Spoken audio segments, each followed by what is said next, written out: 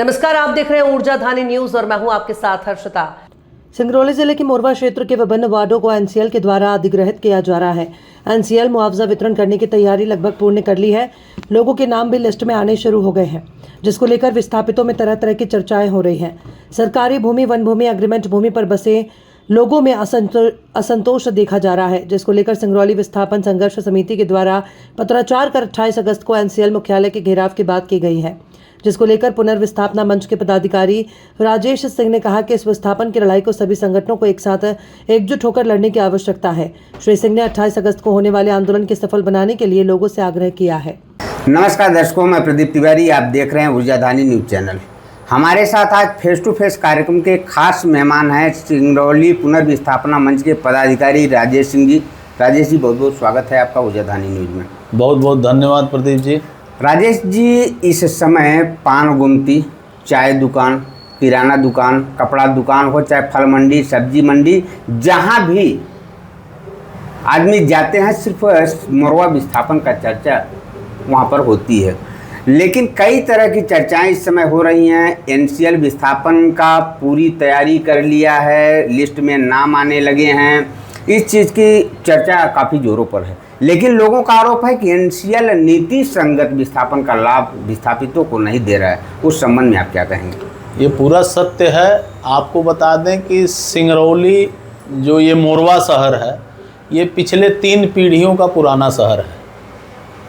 यहाँ पर सन 60 के बाद आबादी बढ़ना शुरू हुई और आज तक यह इस ज़िले का हृदय शहर माना गया।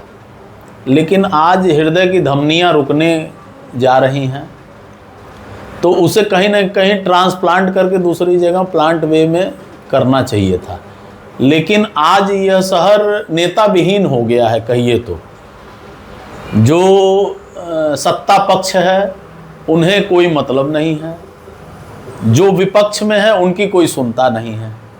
तो इसलिए कहीं ना कहीं आपको बता दें कि हर व्यक्ति दिशा विहीन तरीके से कोई आंदोलन की बात करता है, कोई विस्थापन में कितना पैसा मिलेगा इसकी बात करता है। आज तक जिले में जितने भी विस्थापन हुए, ये थोड़ा सा विस्थापन उससे अलग है, क्योंकि अभी तक जितना विस्थापन हुआ वो ग्रामीण और जंगल क्षेत्रों का हुआ। ये पहली बार ऐसा है कि एक नगर निगम का बसा बसाया सिंगरौली जिले के नाम से जाने वाला शहर सिंगरौली, जो आज मोरवा नाम बदल के रख दिया गया, तो उसका विस्थापन हो रहा है। तो न्यू मोरवा या न्यू सिंगरौली की नींव कहीं ना कहीं पड़नी चाहिए थी, जो पिछली सरकारों में भी माननीय शिवराज सिंह ने लोगों को झुंझुना दिया था सिंगापुर का। उसी तरह अभी वर्तमान में जो हमारे प्रदेश के मुखिया माननीय मोहन यादव जी हैं, तो उन्होंने भी एक बार चैनल में बाइट दिया था कि हम एक स्मार्ट सिटी न्यू सिंगरौली बसाने का प्रयोजन कर रहे हैं, जिसके तहत उन्होंने शायद एक समिति भी बनाई थी, जिसकी अगुवानी यहाँ के भूतपूर्व कलेक्टर साहब कर रहे थे। लेकिन न उनकी विजिट हुई आज तक, न ही उस स्मार्ट शहर की जो कल्पना थी वह कहाँ बनेगा इसकी कोई चर्चा है। तो आप समझ लीजिए कि यह शहर आज नेता विहीन है, इसलिए परेशान हैं लोग। राजेश जी, विस्थापितों का आरोप है कि जनप्रतिनिधि, चाहे वो सांसद हो, विधायक हो, मेयर हो या अन्य जनप्रतिनिधि, इस विस्थापन के मुद्दे को नहीं उठा रहे हैं। चाहे लोकसभा हो, विधानसभा हो, अगर ये इस मुद्दे को उठाते तो नीति संगत विस्थापन का लाभ प्रत्येक विस्थापित को मिल सकता था। क्या वजह है? आप इस संबंध में क्या कहेंगे? इस जिले का बहुत बड़ा दुर्भाग्य है, कोई यही मुद्दा नहीं है। आप देखिए 14 वर्षों से सड़क नहीं बन रही है, पूरे भारत में सड़कें बन रही हैं, लेकिन यहीं पर आके भाजपा का सारा सिस्टम खत्म हो जाता है। फिर उसके बाद एक नए एनएच का अनाउंस हुआ, वह भी खटाई में चला गया, वह भी एक बहाना मिल गया विस्थापन का।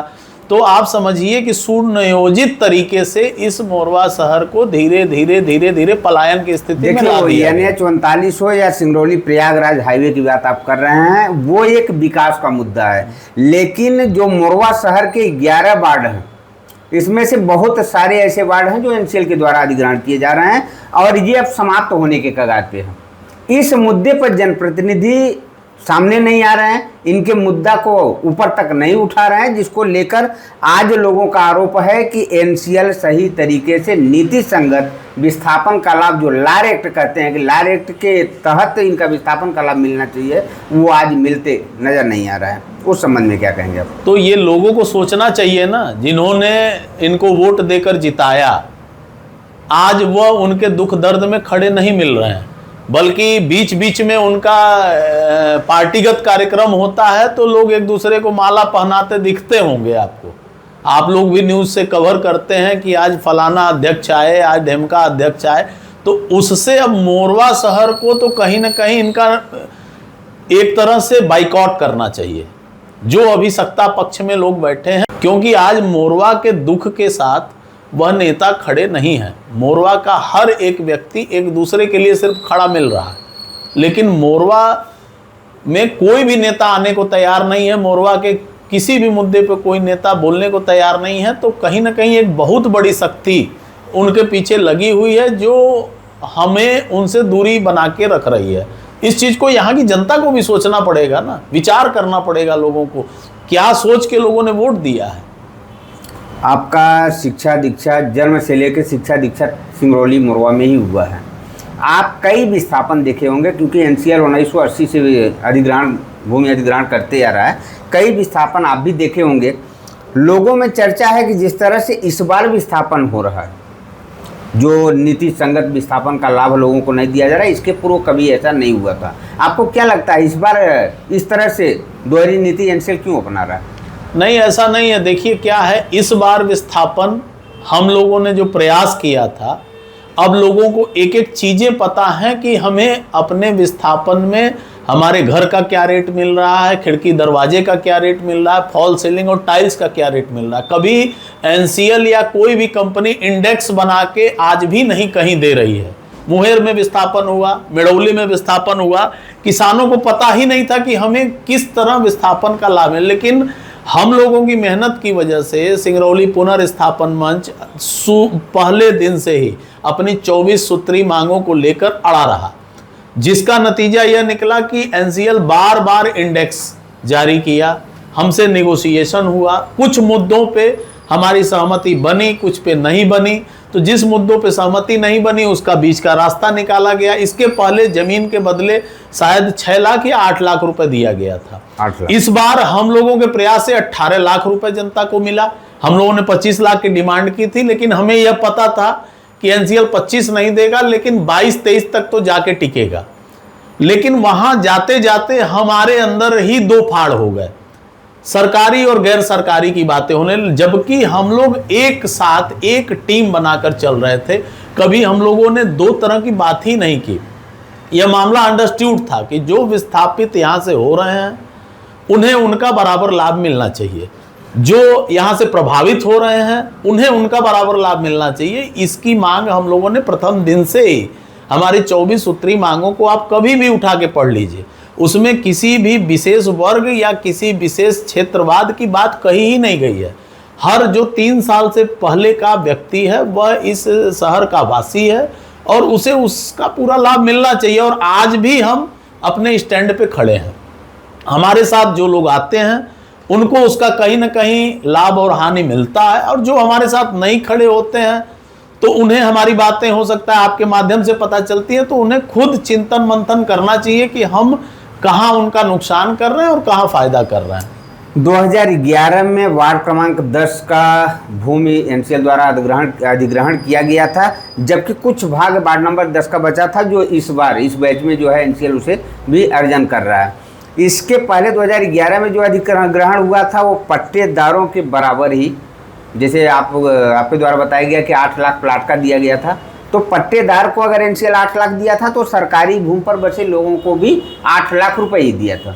लेकिन इस बार ऐसा होते नजर नहीं आ रहा है। उस संबंध में आप क्या कहेंगे? आप ये समझ लीजिए, मैं अभी पहले भी आपको बता चुका हूँ कि हम लोगों ने विभाजन किया ही नहीं।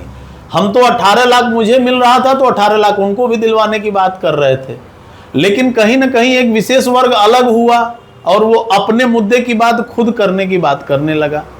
तो उससे थोड़ा सा परिवर्तन कहीं ना कहीं समाज में हुआ है और उन बातों को एनसीएल ने कैच कर लिया और हमारा नुकसान करना शुरू कर दिया। आज भी कुछ बिगड़ा नहीं है। देखिए, जब कोई भी आंदोलन होता है तो जरूरी नहीं है कि हमारी हर बातें मानी जाए, लेकिन अगर हमारी बातें 100%, 80% मानी जाती हैं तो हम उस आंदोलन को सफल मानते हैं।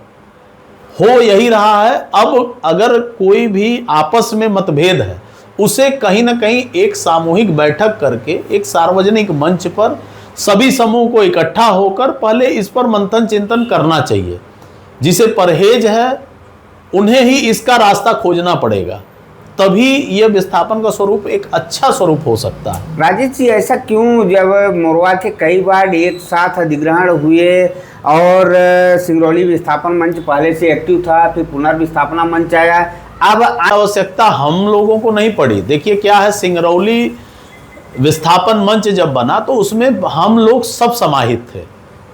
एक बात पे सिर्फ भलुगढ़ का जो नाम आया कि हमारा विस्थापन भलुगढ़ होना चाहिए, तो उस पर हमारे एक सभी युवा वर्ग जितने थे उनको विरोध था कि हम नगर निगम से उजड़कर ग्रामीण नहीं जाएंगे। उस पर ही हमारा मतभेद हुआ और फिर हमने एक नई संस्था सिंगरौली पुनर्स्थापन मंच बनाया और उसमें यहाँ के सभी लोग समाहित थे और 24 सूत्री मांगे हम लोगों ने बनाई। हमारा उनसे विरोध कुछ नहीं है। उस समय भी सिर्फ एक विस्थापन की जगह को लेकर था, तो एनसीएल को यह लगा कि अगर यह जगह हम डिसाइड कर लेते हैं, अगर हम भलुगढ़ का नाम हटा देते हैं तो यह पुनः एक हो जाएंगे। तो जब ये इतनी बड़ी शक्ति होगी तो हमें लड़ने में दिक्कत होगी। फिर एनसीएल ने अपना दिमाग लगाकर सरकारी को और गैर सरकारी को दो फाड़ में करने की कोशिश की, जिसमें एनसीएल सफल भी रहा। और आज एनसीएल की सफलता समाज में दिख रही है कि सामाजिक रूप से हर व्यक्ति का, मैं तो ये कहता हूं कि मैं पहले दिन ही जब हम लोग जाते थे और लोग कहते थे कि नापी मत कराइए, अभी डिसाइड सारी चीजें नहीं हुई हैं। जैसे एनसीएल ने अभी नोटिस भेजने के पहले एक प्रकाशन किया कि हम ये चीजें देंगे, हम ये प्रथम दिन ही मांग रहे थे एनसीएल से, उसी लेटर का हम इंतजार कर रहे थे। और अगर लोगों ने अपनी नापी नहीं कराई होती और उस लेटर का इंतजार किया होता तो आज स्थिति दूसरी होती। लेकिन फिर भी अब चीजें वापस तो आ नहीं सकती हैं। अब लोगों को अपनी गलती को भुलाकर, अभी भी कुछ नहीं बिगड़ा है, नोटिस उनको नहीं लेना चाहिए, रिसीव नहीं करना चाहिए। अभी जो गैर सरकारी का मसला है उसमें 20% एनसीएल प्रथम तल का कम दे रहा है, उस पर हम लोगों का विरोध है और हम उसको ख़त्म करा के रहेंगे। जब तक वो चीज़ें ख़त्म नहीं होती हम आगे नहीं बढ़ेंगे। और हमारा तो आपको बता दें, हमारी जो टीम है, युवा टीम हमारी जो है, सभी का यह मानना है कि हम नापी तभी कराएंगे जब यहाँ के आखिरी वर्ग के सभी लोग संतुष्ट हो जाएंगे। उस स्टैंड पे हम आज भी कायम हैं, हम आज भी खड़े हैं। आज तक हमने अपने घर की नापी नहीं कराई, हमारे टीम के किसी लोगों ने नापी नहीं कराई, सब लोग अपनी जगह पे कायम खड़े हैं। पहले ऐसा जानकारी मिली थी कि जितने वार्ड को एनसीएल अधिग्रहण अर्जन कर रहा है सभी वार्ड का मुआवजा बराबर होगा ज़मीनों का, लेकिन जब अभी एक बुकलेट जो आप कह रहे हैं कि जारी हुआ और उसमें दर्शाया गया है कि ये मकान का, ये ज़मीन का, ये पौधों का, तमाम तरह का जिक्र किया गया है, उसमें कुछ वार्ड क्रमांक 7 जैसे कुछ वार्ड हैं जिनका भिन्नता है मुआवजे में ज़मीन की। नहीं, देखिए जो ग्रामीण एरिया है, जो नगर निगम से बाहर है, चूड़ीदह, वो चूंकि ग्रामीण है और उसकी कलेक्टर गाइडलाइन भी कम है, तो उस हिसाब से चूड़ीदह के क्षेत्र के लोगों के सामने उस एरिया के बारे में हम लोगों को ज़्यादा जानकारी नहीं थी। तो हम लोगों ने 7 नंबर वार्ड के पार्षद को लेकर और उनकी सहमति के साथ उसका निर्णय लिया है। वो लोग संतुष्ट थे तो हम लोग आगे बढ़े, अगर वो असंतुष्टि जाहिर करते तो हम वहीं पे रुकते। लेकिन 7 नंबर वार्ड के आगे चूड़ीदह इलाका के जो भी उस समय हमारे साथ लोग थे, उन्होंने उस पर सहमति जाहिर की, तब हम आगे बढ़े हैं। तो अभी तक चीज़ें तो लगभग एक बैलेंसफुल चल रहा था, लेकिन यह जो मामला सरकारी और गैर सरकारी वाला है, यह एक पेचीदा मामला है। अब इसमें दरार तो पड़ चुकी है, अब इस दरार को ख़त्म करने के लिए कहीं ना कहीं एक बृहद और सामूहिक आंदोलन की ज़रूरत है। और इसके लिए लोगों को एक साथ आना चाहिए। अभी 28 अगस्त को सिंगरौली विस्थापन संघर्ष समिति के द्वारा पत्राचार किया गया है कि हम एनसीएल मुख्यालय का घेराव करेंगे। उस घेराव में उस मंच के जो संस्थापक हैं या संरक्षक हैं अमित तिवारी जी, उनका कहना है कि हम सभी संगठनों को का आह्वान किए हैं, पक्ष विपक्ष के माने विधायक हो, नगर निगम अध्यक्ष हो, भाजपा जिला अध्यक्ष हो, कांग्रेस जिला अध्यक्ष हो या तमाम समाज से भी सबको आह्वान किया है कि वहाँ पे पहुँचिए और इस आंदोलन को सफल बनाइए, ताकि उन गरीबों का जो सरकारी भूमि, एग्रीमेंट भूमि, वन भूमि पर बसे पिछड़े तबके, गरीब तबके लोग हैं बेचारे, उनको सही तरीके से मुआवजा दिलाया जा सके। उसके लिए आपका क्या कहना होगा? देखिए क्या है, उनकी दिशा सही थी, लेकिन समय उन्होंने विलंब कर दिया मेरे हिसाब से।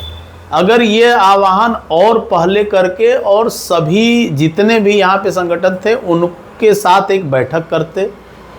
देखिए क्या है कि सब को नहीं हूँ, मेरे पास अमित भैया का फ़ोन आया था, मेरे बड़े भाई हैं, मैं उनका सम्मान करता हूँ और मैंने उनको बताया भी कि भैया पड़ोस में हमारे एक मित्र के लड़के की शादी है, तो मैं मजबूरी बस, चूँकि मेरा टिकट हो चुका है, मैं नहीं रहूँगा, तो इसलिए मैं तो नहीं हूँ, लेकिन उनकी विचारधारा कहीं ना कहीं सही है। और देखिए क्या है, ये इतना बड़ा विस्थापन है कि कहीं ना कहीं सबके सहयोग की आवश्यकता पड़ेगी और उसमें सबको सहयोग करना भी चाहिए।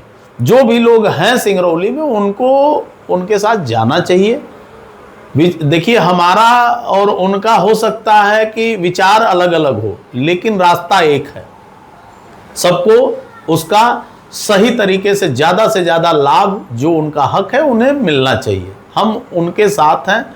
अब मजबूरी ये है कि मैं बाहर जा रहा हूँ, नहीं तो मैं खुद भी रहता और उनके साथ चलता, ऐसा नहीं है। ये मोरवा इसी सौहार्द के लिए जाना जाता है। हम लोग हर व्यक्ति के सुख दुख में खड़े होने वाले हैं, तो हमें इससे कहीं कोई कुरेज नहीं है। अगर वो उनको हमारी जहाँ ज़रूरत आवश्यकता पड़ेगी, हमने पहले भी कहा था कि आपको जहाँ हमारी ज़रूरत पड़े आप हमारा इस्तेमाल कर सकते हैं, हमें कोई दिक्कत नहीं। राजेश जी, इसके पहले जो भी अधिग्रहण एनसीएल द्वारा ज़मीनों को किया गया, उसमें पट्टेदार, सरकारी या एग्रीमेंट तमाम तरह के लोग रहे होंगे, इस तरह की विसंगतियाँ नहीं थी। लेकिन जिस तरह से इस बार विसंगतियाँ हैं, एनसीएल की जो नीति है वो दोहरी नीति, लोगों का आरोप है कि दोहरी नीति अपना रहा है, तो इतना अंतर कैसे आ रहा है, उस संबंध में आप क्या कहेंगे? बात समझिए, अब फिर वही मैं राजनीतिक बात 2 लाइन में कहूँगा कि इसके पहले जो विस्थापन था वो लैंड एक्विजिशन 2013 के पहले का विस्थापन था, जिसमें बजटिंग जो होती है कुल खर्च का मूल्य वो बहुत कम था। आज जो 2013 के बाद जो माननीय हमारे नेता राहुल गांधी जी, जिन्हें लोग कहते हैं कि उन्होंने लोकसभा में बिल फाड़ दिया था, उस बिल का लाभ आज एक एक जनता को मिल रहा है। जो उन्होंने फैक्ट्रियों के हित में बिल थे उसे फाड़कर और किसान हित में जो लैंड एक्विजिशन 2013 बिल लाया, उसी का लाभ आज हमें मिल रहा है कि हमें पैसा स्क्वायर फीट में जोड़कर मिल रहा है। तो यह समझना पड़ेगा कि इसके पहले जितना विस्थापन हुआ है वो बहुत कम बजट का विस्थापन हुआ है। यह इस विस्थापन का बजट मुझे नहीं लगता कि 30,000 करोड़ से ज़्यादा का है, और इतने कम एरिया में इतना ज़्यादा पैसा बंटना है। तो एनसीएल तो एक कारपोरेट है, मैं हमेशा कहता आया हूँ, वह निगोशिएट करेगा आपके साथ। कुछ लोगों का कहना है जैसे एलआईजी और पीएम आवास जो नगर निगम के द्वारा बंटन किया गया है, उससे भी ऐसा लोगों का कहना है कि सरकारी भूमि में दर्शाया गया है। इनको किस तरह का लाभ मिलेगा? पट्टेदार के बराबर मिलेगा, या जिस तरह से सरकारी भूमि वाले को 5 लाख या 6 लाख का जो भी बातें चल रही हैं, तो पट्टेदार के बराबर मिलेगा या सरकारी वाले को? नगर निगम, एलआईजी और प्रधानमंत्री पीएम आवास योजना। देखिए, अब वो जो इनका नगर निगम की मिनट्स योजना है, जो उस समय जो जिस प्रकार से रजिस्ट्री नगर निगम ने किया होगा, उस कागज़ को निकलवा कर और उसे समझना होगा कि क्या नगर निगम ने सिर्फ अपने मकान को बेचा है, या भूमि सहित मकान को बेचा है, या भूमि का आवंटन करके और फिर उसके बाद मकान की कीमत लगाई है। यह चीज़ों को समझकर ही उस पर कोई चर्चा की जा सकती है। क्या इस विषय में कभी आपके द्वारा जिस तरह से एनसीएल में बैठकें होती हैं उस दौर में कभी इस बात नहीं, इस पर हम लोगों की बात हुई थी। हम लोगों ने इस पर पुरजोर तरीके से कहा था कि सिर्फ जो बाजार की 22 दुकानें हैं, 44 दुकानें जो हैं, उसको छोड़कर बाकी सारे जितनी भी नगर निगम या सरकारी प्रॉपर्टी है उस पर जो लोग निवासरत हैं और उन्होंने उसे परचेज किया है तो उसका पूरा लाभ उन्हें मिलना चाहिए और मिलेगा भी। दूसरे के पट्टे में जो एग्रीमेंट लेकर और मकान बनाकर निवास कर रहे हैं उनके लिए बीच में चर्चा हुई थी कि जिसकी ज़मीन है उसके अकाउंट में पैसा जाएगा। अभी जो एनसीएल से आप लोगों की बातें हुई हैं उसमें क्या निष्कर्ष निकला है? उसमें एनसीएल का यही कहना था कि हम एग्रीमेंट को थोड़ा सा संशोधित करके पुनः अपने हिसाब से ड्राफ्टिंग कराकर उस एग्रीमेंट पर चर्चा करेंगे। फिर हमने आपको बताया था कि देखिए, जिसका जो मामला है जब तक वह खुद आकर आगे बढ़कर बातों को नहीं रखेगा तो विस्थापन में कई सारे तर्क हैं। तर्क संगत बात तभी होगी जब वह लोग पुनः खुद आएंगे सामने। वो लोग सामने आएंगे तो उन पर भी विचार किया जाएगा, उन पर बातें की जाएंगी। अब लास्ट सवाल है, देखिए तमाम विस्थापित इस खबर को देख रहे होंगे और सरकारी भूमित हैं और एनसीएल पर दोहरी नीति के तहत मुआवजा देने का बनाने का आरोप लगा रहे हैं। उन्हें सही तरीके से मुआवजा मिल सके, सिंगरौली विस्थापन मंच या पुनर्विस्थापना मंच या तमाम अन्य संगठन जो भी हैं किस तरह का कार्य करेंगे? देखिए, हमारा पूरा प्रयास रहेगा कि उन्हें उसका लाभ मिलना चाहिए, लेकिन कहीं ना कहीं उन्हें भी प्रयास करना पड़ेगा क्योंकि वो लाभान्वित होने वाले हैं। अगर वह टुकड़ों टुकड़ों में बटे रहेंगे तो उन्हें लाभ नहीं मिलेगा। उन्हें संगठित होकर एक साथ एक मुहिम फिर से छेड़नी होगी और अभी भी कुछ बिगड़ा नहीं है। जो लोग मकान की नापी नहीं कराए हैं तो मेरा यह मानना अभी भी रुक सकते हैं। जिनका नोटिस नहीं मिला है, अभी बहुत सारे लोग पिछले 1 महीने के अंदर नापी कराए और उनका भी नोटिस आ गया है। मैंने उनसे भी अपील की थी।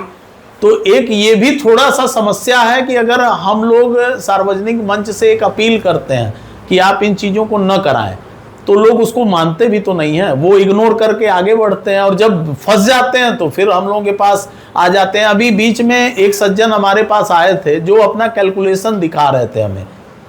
तो देखिए, कैलकुलेशन हमेशा 2 दूनी 4 का होता है, लेकिन कहीं ना कहीं एनसीएल ने 2 दूनी 3 कर दिया है उनका। तो ये समझने वाली बात है, जिनको नोटिस बटी है या नोटिस जिनके ऐप में आया है उन्हें प्रॉपर किसी सिविल इंजीनियर से चीज़ों को समझ लेना चाहिए। अगर उसमें विसंगतियां हैं तो उसका ऑब्जेक्शन उन्हें तत्काल करना चाहिए। ऐप में अगर ऑब्जेक्शन नहीं हो रहा तो वो डायरेक्ट जाके लिखित रूप से एनसीएल के किसी बहकावे में ना आए और ऑब्जेक्शन करें, अपने कागज को जाके वहाँ रिसीव कराएं। 28 अगस्त को एनसीएल मुख्यालय का घेराव सिंगरौली विस्थापित संघर्ष समिति के द्वारा किया जा रहा है। उस घेराव के विषय में आप क्या कहेंगे? कितना उचित है एनसीएल मुख्यालय का घेराव करना? देखिए, कहीं ना कहीं अब बातें इतनी आगे बढ़ गई हैं कि उसको वापस लेना भी उचित नहीं होगा। तो घेराव अब कर रहे हैं लोग, करना चाहिए, लेकिन मेरे हिसाब से उनको पहले यहाँ के सभी संगठनों के साथ एक बैठकर मीटिंग कर लेना चाहिए था और उसमें जो निष्कर्ष निकलता उस बिंदु पर उनको आगे बढ़ना चाहिए था। लेकिन चूंकि अब मामला हाथ से निकल चुका है, लोग आगे बढ़ चुके हैं, तो अब उसे कमज़ोर नहीं करना चाहिए। मेरा ये मानना है कि वह भी हमारे मोरवा के लोग हैं और एक अलग विचारधारा रखते हैं, लेकिन वह मोरवा की विचारधारा है, तो हम उनका पूरा यह मानेंगे कि अपने तन मन से सहयोग करेंगे। अब इत्तेफाक से मैं उस दिन नहीं हूँ, नहीं तो मैं भी उस आंदोलन में अवश्य रहता हूँ।